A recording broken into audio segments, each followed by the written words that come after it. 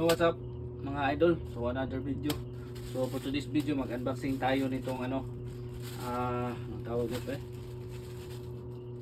Basta para sa freezer to or sa ref mga idol.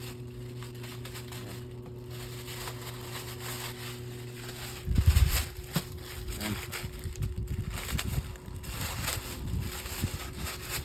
Ito mga idol parang ano ba? Sapin ba sapin? Yan.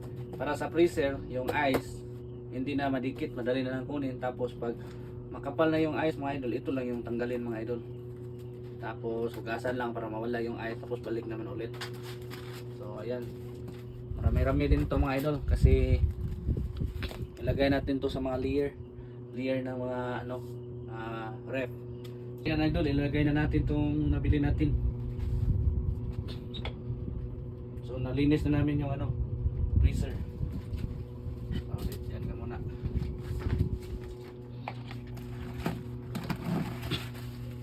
Tapos tamang-tama lang siya mga idol, inhulog.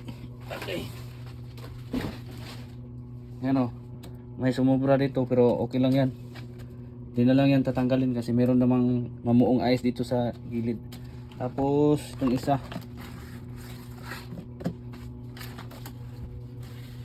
Ayan. Maganda siya mga idol, legit. Yan o. Para pag linisin to, ito na lang yung tatanggalin mga idol. Ito.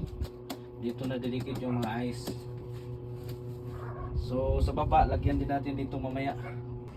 So ito na yung finished product mga idol. Oh. Ayan. Ayan o. Ito dalawa sa freezer. Ayan. So dito naman sa baba. So ayan siya mga idol. Oh. Ayan o. Ayan. Oh. Gusto niyo nito idol? Oh, shot tayo.